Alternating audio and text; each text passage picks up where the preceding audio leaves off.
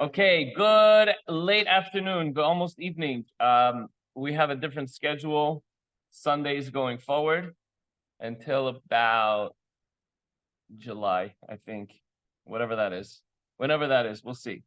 But in any event, today we're going to do a quick recap of yesterday's Tanya. Yesterday's Tanya was absolutely gewaldic. And so yesterday was the 5th of Nissan, my parents' anniversary. Mazel tov, mom and dad. Happy. Yesterday was as follows. First of all, it was Perek 40, chapter 40, Perek Mem. And since basically what we were trying to do is reach the highest levels to connect Hashem with Kavanah that we were having. In today's lesson, since Hashem veiled himself not to be revealed in the physical world, therefore any service done by rote, just when you wake up and roll out of bed and you just say the words, it doesn't unite with Hashem. We need to have kavanah. And through proper intention, one guides their service to higher spiritual realms where Hashem is more revealed. So we learned something very interesting. There's two ways you could think. You're either, just three actually, while you're davening. Either you're doing nothing, you're just saying the words, you're half asleep, you're really, neither here nor there. That's not good. You have to actually repeat the davening. There has to have kavanah behind it. The second way is if you have the wrong intentions during davening. So let's say, for example, you're sitting in front of the shul and you're davening and you're like, and you want everybody to see how great you daven. Or if you're learning because you want to be smarter and you want to know the answers to brag before the next guy has a chance to give the answer, if somebody asks the rabbi a question, you say, oh, that's an easy one. I know the answer to that. That's not learning for the sake of heaven. That's learning for your own ego. No good. And then, of course, maybe we should have gone the other way around, is learning lishma for the sake of heaven. You learn for the mitzvah. Hey, you say the bracha, thank you, Hashem, for giving us the Torah, and now we learn it. So the interesting thing is that if you do something automatically, then you don't necessarily, if you're doing it automatically by rote, you just like a robot. Think of rote as like a robot. You just do it. You say the words, but you're not thinking about it. You're not retaining it. It's not inspiring you in any way. You have no love and fear of Hashem. It's like a bird without wings. Where are you going? Like a bird without wings? I mean, it's still a bird, but it's just sort of bopping around. But a bird with wings is majestic. So when you daven and you have Ava and Yira in your heart, then the bird takes flight. It soars in the heavens. Just like your the kavanah during the davening and your mitzvah, whatever you're doing, now takes flight. So interestingly enough, if you do it without intention, it kind of goes nowhere.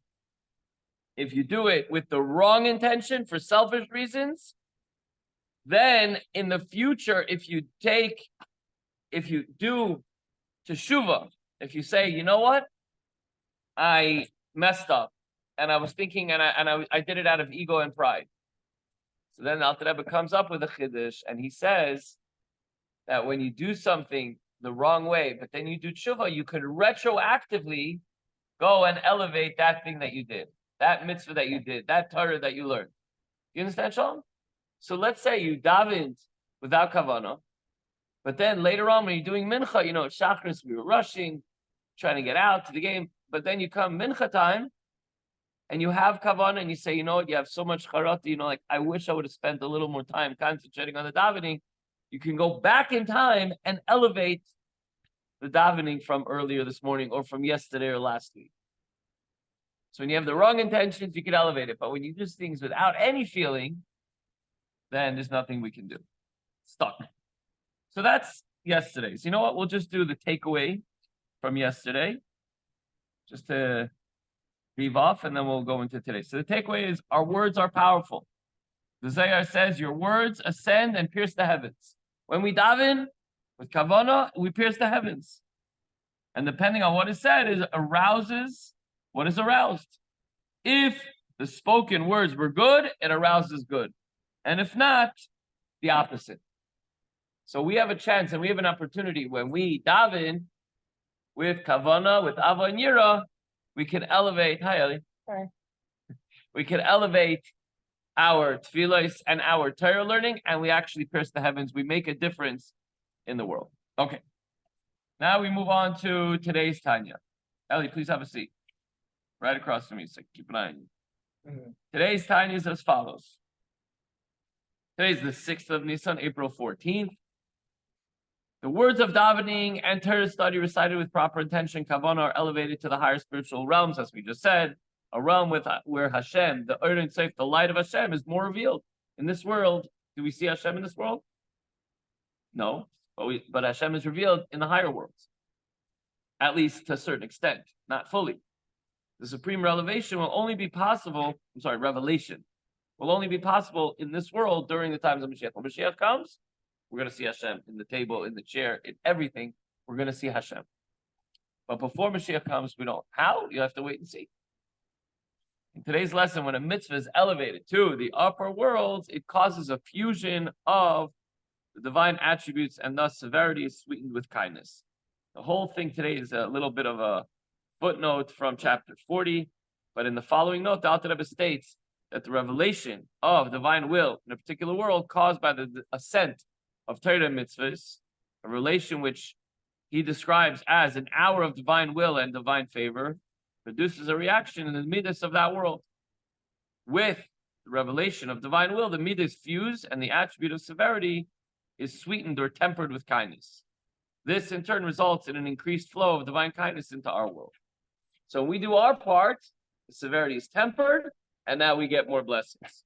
So we have the power to affect everything. When we say Tehillim, we're helping the soldiers. When we ask for brachas, we're giving our family blessings. Whatever it is, ourselves, the world around us.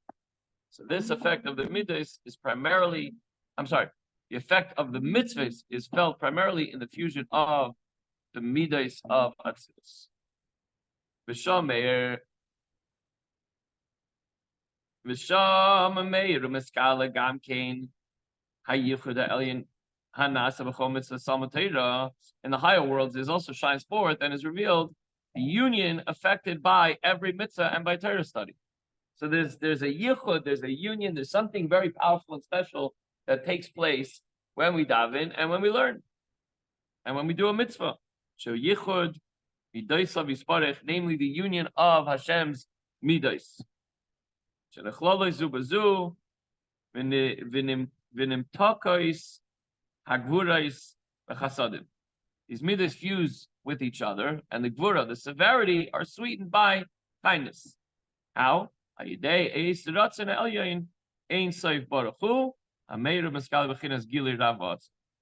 the hour of will, of favor of Hashem, meaning the revelation of the will of Hashem, which shines forth and reveals itself in abundant and intense revelation.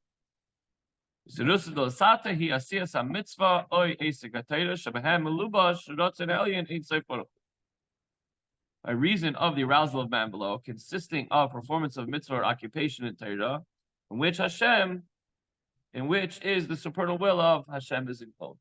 Doc, if you can light it up. Oh, Shalom, get the candles and light it up, please. And when we have a minyan, we're going to start. Yeah. You do? Okay.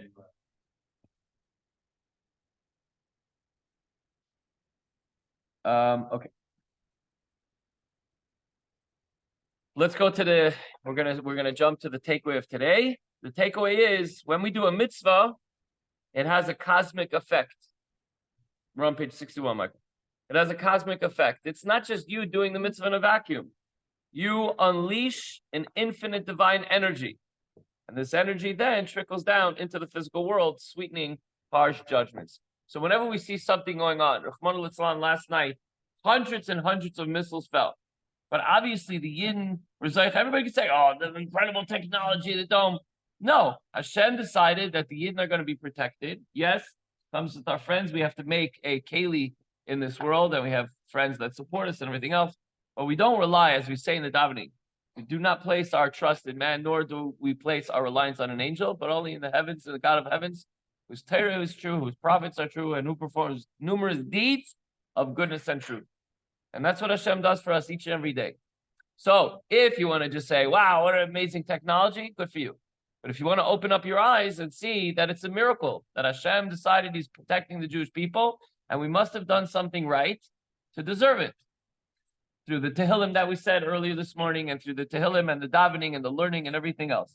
So Mitzvah Hashem, remember that when we do a mitzvah and when we study Torah and we are kind to others and we do everything that we're supposed to do, and now we're about to daven, and we're going to shut our phones and we're going to focus fully on Avas Hashem and Yiras Hashem, the love of Hashem and the fear of Hashem, our mitzvah and our davening will take wings, will soar to the heavens, and that will open up the channel of tremendous blessings to come down and continue not just to protect the Jewish people, but allow the Jewish people to thrive and to be blessed and to have the most sweetest Pesach and the month of Nissan ever. That's it. That's it for today. We'll start Mincha now.